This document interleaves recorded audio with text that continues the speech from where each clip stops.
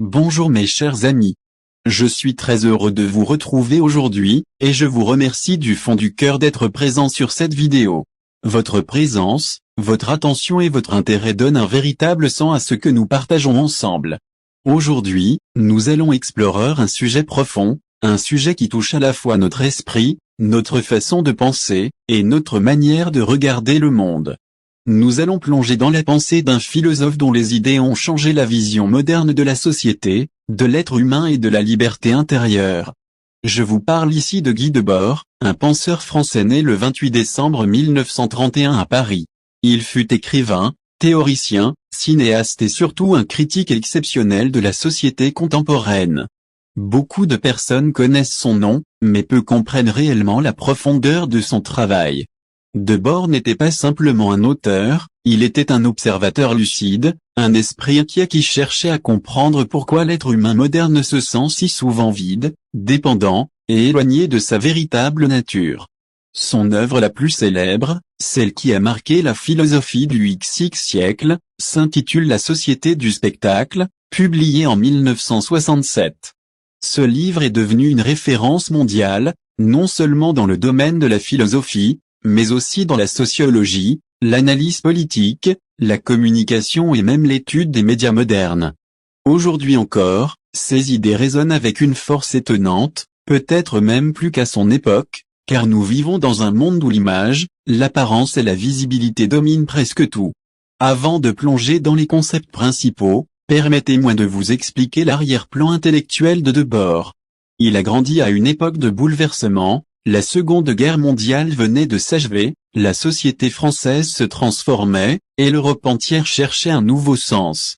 Debord observait, réfléchissait, et notait tout, la manière dont les gens consommaient, travaillaient, se distrayaient et occupaient leur temps. Il voyait que quelque chose avait changé profondément dans la relation entre l'être humain et le monde réel. C'est dans ce contexte qu'il développa un concept central, le spectacle. Mais attention, quand Debord utilise ce mot, il ne parle pas seulement des divertissements, des écrans, des publicités ou du cinéma. Il parle d'un phénomène beaucoup plus large, une manière d'être, une manière de vivre, dans laquelle les apparences remplacent la réalité, où l'image prend plus de valeur que l'expérience authentique. Selon Debord, le plus grand danger de la société moderne est que l'homme devient spectateur de sa propre vie, comme s'il regardait un film au lieu de vivre réellement. Les relations humaines deviennent superficielles, les émotions sont manipulées par les images, et les véritables besoins de l'âme sont étouffés par la recherche constante de distraction. Mes amis, permettez-moi de vous donner un exemple que Debord n'aurait jamais imaginé, mais qui illustre parfaitement sa pensée, les réseaux sociaux. Lorsque nous passons des heures à regarder des images, des vidéos, des vies qui semblent parfaites, nous ne vivons plus la nôtre. Nous comparons, nous imitons, nous consommons des apparences. Debord dirait que c'est exactement ce qu'il avait annoncé, un monde où le spectacle remplace la réalité. Il explique aussi que cette domination des images transforme la façon dont nous pensons. Nous croyons que nous sommes libres, mais en réalité, beaucoup de nos choix sont fabriqués, influencés, orientés par le système qui produit ces images. Debord ne parle pas seulement de politique, il parle de notre façon quotidienne d'exister. Dans ce premier moment de notre étude, je voudrais que vous reteniez 3 idées essentielles de Debord. Le spectacle n'est pas seulement ce que nous regardons, c'est ce que nous devenons. La société moderne transforme les êtres humains en observateurs passifs. La vraie vie commence lorsque nous reprenons conscience, lorsque nous revenons au réel, au vécu, à ce qui est vrai. Debord nous invite donc à ouvrir les yeux, à sortir de l'illusion et à comprendre que notre dignité et notre liberté intérieure ne dépendent jamais des apparences, mais de la vérité vécue. Ce n'est que le début de notre exploration. Dans les prochaines parties, nous irons encore plus loin dans la critique de Debord, ses analyses des médias, de la consommation, des relations humaines et de la liberté. Restez avec moi, mes amis, car ce voyage ne fait que commencer. Mes chers amis, je suis très heureux de vous retrouver une nouvelle fois. Merci infiniment pour votre fidélité, votre intérêt et votre présence.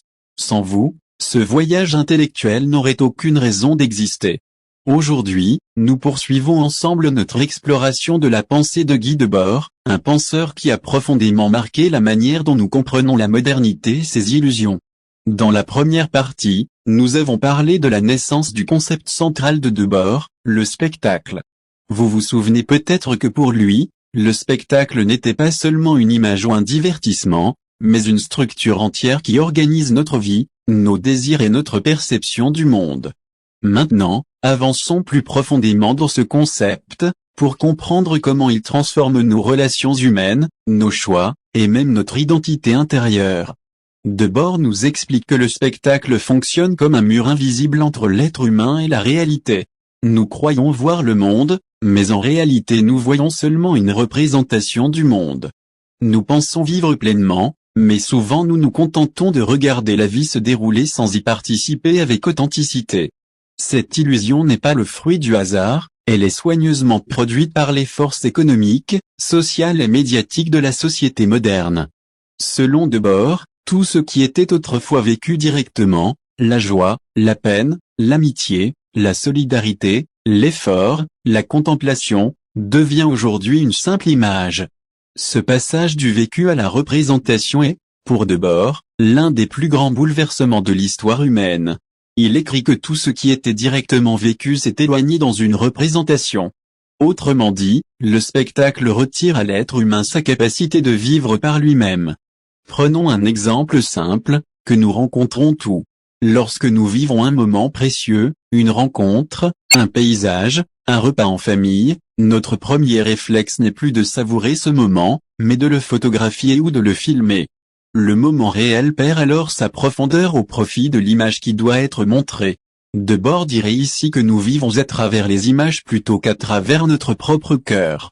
Mais ce phénomène ne touche pas seulement les actes individuels. Il influence profondément les relations humaines. Le spectacle crée une distance entre les personnes, au lieu de se rencontrer directement, les êtres humains se rencontrent à travers des médiations, écrans, messages, apparences, statuts, mise en scène. Le lien devient fragile, superficiel, parfois même illusoire. Nous parlons, mais souvent sans nous rencontrer vraiment, nous échangeons, mais sans nous comprendre vraiment. Debord insiste sur un point essentiel, dans la société du spectacle, la voix remplace l'être.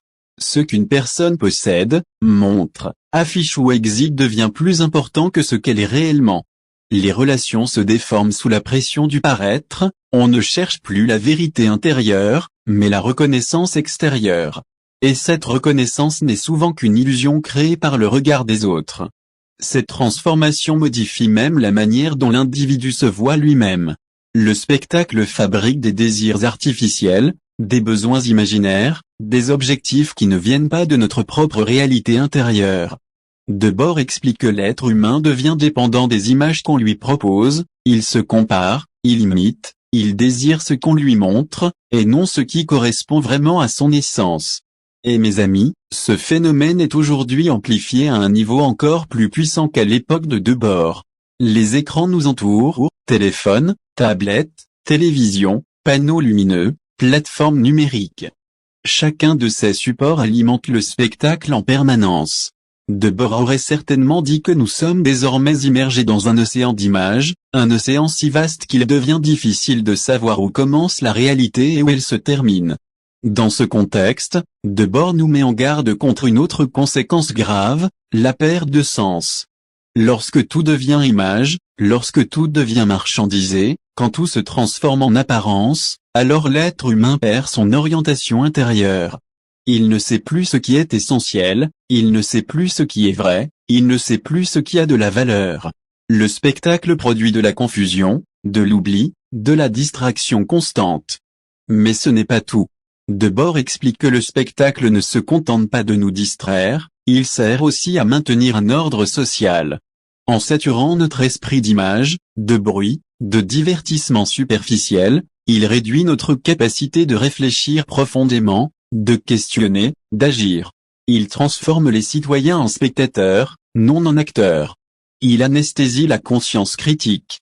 Et c'est là, selon Debord, le plus grand danger, un peuple qui regarde au lieu de comprendre, un peuple qui consomme au lieu de penser. Cependant, mes amis, Debord n'était pas un pessimiste absolu. Bien au contraire, à travers sa critique, il nous ouvre une porte d'espérance, la possibilité de reprendre possession de nous-mêmes.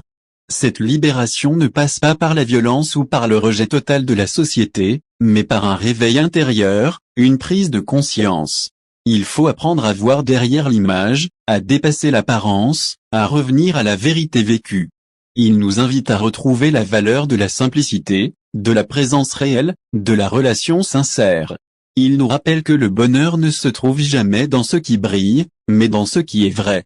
La beauté authentique n'a pas besoin de se montrer, elle se vit. La liberté véritable ne consiste pas à suivre toutes les images, mais à retrouver notre propre chemin, celui que notre cœur reconnaît. Mes chers amis, voilà le message profond que Debord voulait transmettre. Ne laissez pas le monde des images décider à votre place qui vous êtes. Reprenez votre vie dans vos propres mains. Vivez, au lieu de regarder vivre. Nous continuerons dans la partie suivante en explorant comment Debord analyse la consommation moderne, les médias, et la fabrication des désirs. Je vous invite à rester avec moi pour la suite de ce voyage intellectuel passionnant. Mes chers amis, je vous remercie encore une fois d'être présents. Votre fidélité et votre attention donnent une véritable force à cette réflexion profonde que nous menons ensemble. Aujourd'hui, nous allons franchir une nouvelle étape dans la découverte de la pensée de Guy Debord. Après avoir compris ce qu'est le spectacle et comment il transforme notre rapport à la réalité, il est temps d'examiner un autre pilier central de son analyse, la consommation et la fabrication des désirs. Debord nous explique que la société moderne ne fonctionne plus sur des besoins réels, mais sur des besoins inventés, créés, modelés par les structures économiques. Autrement dit, nous ne consommons pas pour vivre, nous vivons pour consommer. Le spectacle est l'instrument principal par lequel cette logique se développe. Les images, les publicités, les médias, les réseaux, tout cela a un seul objectif, créer en nous un désir constant, renouvelé, insatisfait, un désir qui ne repose pas sur notre véritable nature, mais sur une envie extérieure fabriquée. Dans la société du spectacle, la consommation n'est pas seulement matérielle, elle devient aussi émotionnelle, culturelle, identitaire. Debord montre que l'individu moderne ne consomme pas seulement des produits, mais aussi des styles de vie, des images, des symboles, des représentations. Par exemple, lorsque quelqu'un achète un objet, ce n'est pas tant l'objet qu'il recherche, mais l'image ou la valeur symbolique attachée à cet objet. Nous ne consommons pas ce qui est utile, mais ce qui est présenté comme désirable. Et mes amis, ce phénomène crée un cercle sans fin. Plus nous consommons, plus nous désirons, car le désir n'est jamais satisfait durablement. Le spectacle nourrit ce vide intérieur en proposant sans cesse de nouvelles promesses, mais jamais de véritables réponses. Debord dirait que dans cette logique, le consommateur devient prisonnier d'un besoin d'exister à travers ce qu'il possède, non à travers ce qu'il est réellement. Ce point nous amène à une autre idée essentielle de Debord, la marchandise comme langage dominant de la société moderne. Dans son analyse, la marchandise n'est pas seulement un objet économique, elle est devenue un moyen de communication. Elle nous parle, elle nous attire, elle nous persuade. La marchandise est présentée comme la solution à nos problèmes, la réponse à nos inquiétudes, la clé de notre bonheur. Mais cette promesse est illusoire, car aucune marchandise ne peut combler les besoins intérieurs de l'être humain, le besoin d'amour, de vérité, de sens, de profondeur. Le spectacle, dit Debord, transforme tout en marchandise, même ce qui devrait rester hors de portée du commerce, les émotions, les relations, les rêves, la culture, parfois même la spiritualité personnelle. Ce processus crée une confusion dangereuse, nous ne savons plus distinguer ce qui a une valeur réelle de ce qui n'est qu'une image vendue comme essentielle. Dans cette situation, l'individu perd progressivement le contact avec ses désirs authentiques. Il ne sait plus ce qu'il veut vraiment, car chaque désir qu'il ressent est influencé, filtré ou même fabriqué par les images qu'il consomme. Debord va jusqu'à dire que le système moderne fabrique des désirs pour que l'individu ne questionne jamais la structure elle-même. Tant qu'il désire, tant qu'il consomme, tant qu'il court derrière une image de bonheur, il ne se pose pas les questions fondamentales. Qui suis-je? Pourquoi suis-je ici? Qu'est-ce qui donne un sens à ma vie? Mes amis, permettez-moi de vous donner un exemple très simple. Imaginez un jeune qui voit sans cesse des images de réussite, voiture, voyage, mode, corps parfait. Peu à peu, il commence à croire que la valeur d'une personne se mesure à ces critères. Il ressent un manque, non pas parce qu'il en a vraiment besoin, mais parce que le spectacle lui impose l'idée que c'est indispensable. Debord dirait que dans ce moment précis, le spectacle remplace l'intériorité, et l'être humain perd sa liberté intérieure. Mais Debord ne se contente pas de critiquer la consommation, il nous montre également comment elle transforme le temps lui-même. Dans la société traditionnelle, le temps était vécu comme une succession d'expériences réelles. Dans la société du spectacle, le temps devient un enchaînement d'achats, de distractions, d'images et d'attentes. Le présent perd sa profondeur, l'avenir devient une projection de désirs fabriqués. L'individu court d'un objectif à l'autre, d'une envie à l'autre, sans jamais trouver la tranquillité. Cette transformation du temps produit ce que Debord appelle la séparation, c'est-à-dire une rupture entre l'individu et son existence. Il se voit vivre sans jamais être pleinement présent. Il agit sans conscience. Il désire sans savoir pourquoi. Cette séparation est, selon Debord, l'une des souffrances les plus profondes de l'être humain moderne, il ne se reconnaît plus lui-même.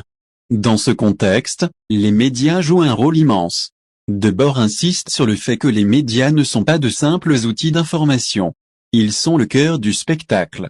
Chaque message, chaque image, chaque vidéo participe à la fabrication d'un monde qui éloigne l'individu de la vérité. Le rôle des médias n'est pas de révéler la réalité, mais de la représenter selon les besoins de la société marchande. Le média moderne, dit Debord, transforme le monde en un flux constant d'événements sans profondeur. L'important n'est plus ce qui est vrai, mais ce qui est visible.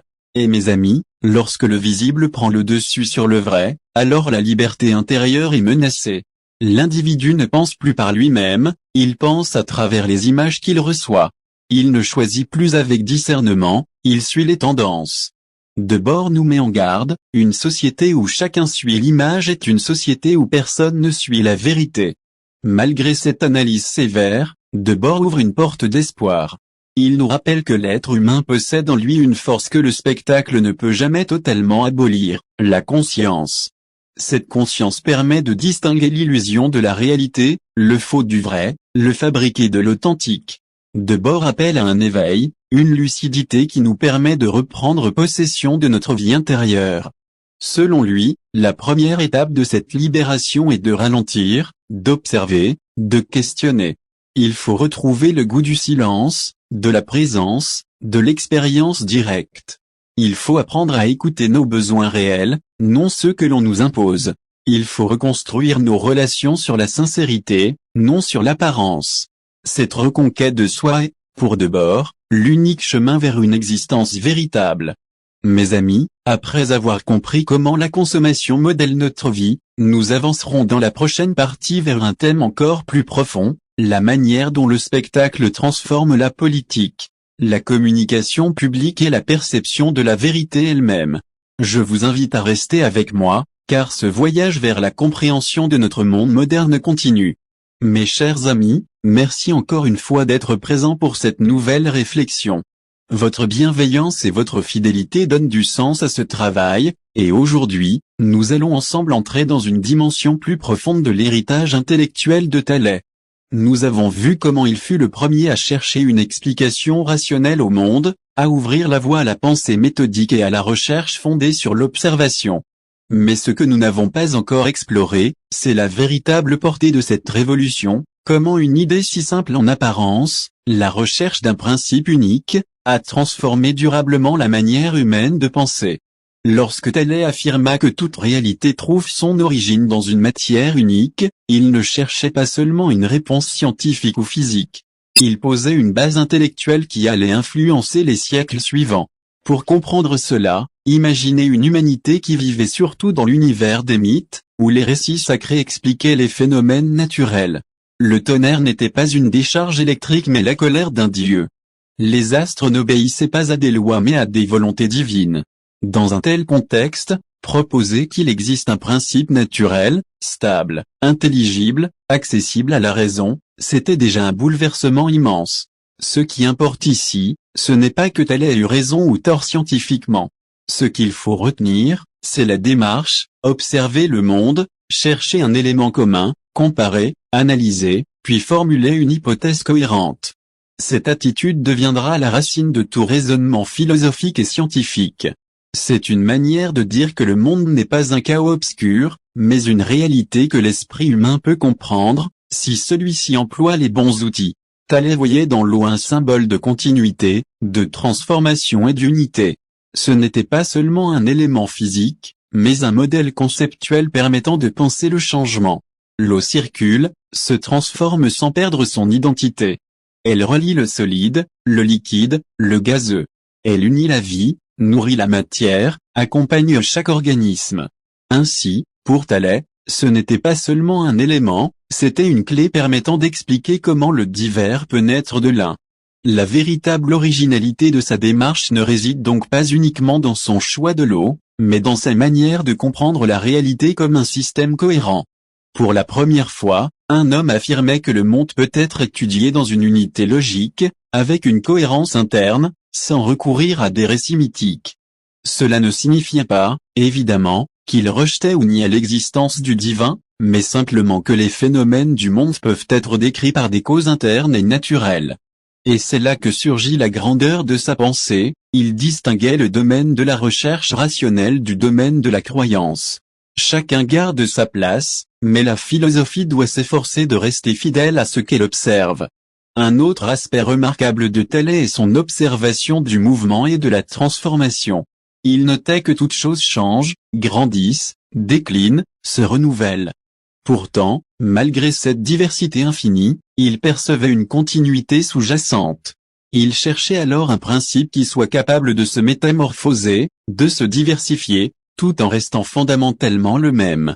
Cette intuition, qu'il exprima par l'eau, est en réalité une manière primitive mais étonnamment profonde de penser la matière. Et c'est précisément cette intuition qui allait inspirer les penseurs grecs qui lui succédèrent, Anaximandre, Anaximène, puis jusqu'aux grands maîtres comme Socrate, Platon et Aristote. Sans Thalès, leurs recherches n'auraient peut-être jamais pris la même forme. Toute la philosophie occidentale découle de cette première tentative de comprendre le monde sans s'en remettre au récit sacré. Ce qu'il faut également souligner, c'est que Thalès associait étroitement observation et réflexion. Il marchait, il observait les phénomènes naturels, il réfléchissait au mouvement des étoiles, à la manière dont les plantes se nourrissent, à la structure des cours d'eau. Il ne construisait pas des raisonnements abstraits déconnectés de la réalité, au contraire, il partait du réel, de ce que tout homme peut voir. C'est pourquoi on le considère comme l'un des premiers savants, il ne se contentait pas de penser, il observait réellement. Enfin, il faut rappeler que Thalès vivait à une époque où les disciplines n'étaient pas séparées. Le philosophe était aussi mathématicien, géomètre, astronome, physicien. Lorsqu'il étudiait un phénomène, il le faisait dans son ensemble, avec la même rigueur. Cette vision unifiée du savoir fera la force de son enseignement. Dans cette partie, nous avons donc découvert comment Thalès, par une seule hypothèse, a ouvert la porte à l'idée que le réel possède une unité profonde, que la matière peut être comprise, que les changements obéissent à des principes naturels. Et toute cette révolution intellectuelle, née d'une simple question, allait donner naissance au fondement de la pensée rationnelle. Mes chers amis, continuons notre exploration de Thalès et de son importance fondamentale pour la philosophie et la science. Jusqu'ici, nous avons étudié ses origines, son hypothèse de l'eau comme principe de toute chose et la méthode qu'il a instaurée. Dans cette dernière partie, nous allons approfondir comment sa pensée a ouvert la voie à la réflexion rationnelle et à la compréhension du monde, et pourquoi elle demeure pertinente aujourd'hui. Thalès ne se limitait pas à l'idée que l'eau est le principe premier. Son vrai apport réside dans la méthode et l'attitude qu'il a adoptée face à l'univers, une curiosité active, un désir de comprendre les causes naturelles et une confiance dans la capacité de l'intelligence humaine à observer, à analyser et à conclure. Avant lui, les phénomènes naturels étaient souvent attribués aux dieux ou à des forces surnaturelles, mais Thalès a choisi de chercher des explications accessibles et rationnelles. Cette démarche a jeté les bases de ce que nous appelons aujourd'hui la pensée scientifique et philosophique. L'importance de son approche est double. D'une part, il a montré que le monde pouvait être analysé en termes d'unité et de principes communs. Toute la diversité apparente de la nature pouvait être ramenée à un élément central et à ses transformations. D'autre part, il a souligné que l'observation directe et l'expérience sont essentielles pour comprendre ces principes. Il ne suffisait pas de spéculer ou d'inventer des histoires mythologiques, il fallait regarder, réfléchir et raisonner. Ce principe fondamental, l'arché, que Thalès identifie comme l'eau, devient ainsi plus qu'un simple élément matériel. Il incarne l'idée que toute chose provient d'une source commune et que les transformations du monde suivent des lois naturelles. Cette vision a ouvert la voie à l'idée d'un univers structuré et cohérent, où l'intelligence humaine peut découvrir des régularités, des liens et des lois universelles. Un autre aspect essentiel de Thalès est son attention au changement et à la transformation. Il a observé que l'eau pouvait devenir vapeur, glace ou boue, selon les conditions. Il a compris que la réalité est dynamique, que les formes se transforment mais que le principe sous-jacent demeure. Cette compréhension de la transformation est un élément fondamental de la philosophie grecque et de la science moderne, car elle permet de chercher les causes profondes des phénomènes plutôt que de s'arrêter aux apparences. De plus, Thalès a introduit l'idée d'unité matérielle. Selon lui, tout ce qui existe est issu d'une substance commune, et cette unité permet de penser le monde comme un ensemble cohérent. Cette notion inspire toute la science moderne, les lois de la nature, qu'elles concernent l'astronomie, la physique ou la biologie, reposent sur l'idée que l'univers est structuré et que chaque phénomène obéit à des principes identifiables. Sans cette vision unitaire, la science n'aurait jamais pu se développer. Thalès a aussi montré que la recherche de la connaissance est accessible à tous. Il ne s'agissait pas d'un savoir réservé à quelques initiés ou à des textes sacrés. Chacun peut observer, réfléchir et poser des questions. Cette idée démocratique du savoir, où la curiosité et l'analyse rationnelle sont valorisées, sera reprise par Socrate et les philosophes ultérieurs, et elle reste au cœur de la pensée critique aujourd'hui. Enfin, il est important de rappeler que Thalès ne voyait pas la philosophie comme un simple exercice intellectuel. Pour lui, comprendre le monde et identifier les principes naturels était un moyen de mieux vivre, de mieux comprendre la place de l'homme dans l'univers, et de cultiver la sagesse. Sa vie simple, son attention aux phénomènes naturels et sa réflexion sur l'unité du monde illustrent un idéal de cohérence entre pensée et existence. Aujourd'hui, lorsque nous continuons à chercher des explications rationnelles aux phénomènes naturels, à observer et à analyser, nous perpétuons l'héritage de Thalès. Sa méthode, son esprit d'observation et sa conviction que le monde peut être compris rationnellement sont toujours au cœur de la science et de la philosophie. Et maintenant, mes chers amis, avant de conclure définitivement cette série sur Thalès, je voudrais vous inviter à participer activement à ce voyage de connaissances. Si vous avez trouvé cette vidéo informative et intéressante, n'hésitez pas à vous abonner à la chaîne, à partager cette vidéo avec vos amis et à laisser vos commentaires et impressions. Votre soutien nous permet de continuer à produire du contenu de qualité, à explorer la philosophie et à rendre ses idées accessibles à tous. Chaque abonnement, chaque partage et chaque commentaire contribue à faire vivre la philosophie et la science pour une nouvelle génération de penseurs. Alors, abonnez-vous, partagez et restez curieux. Continuez à poser des questions, à chercher des réponses et à explorer le monde avec votre propre esprit critique. C'est exactement ce que Thalès aurait voulu, que chaque génération découvre par elle-même, observe et réfléchisse.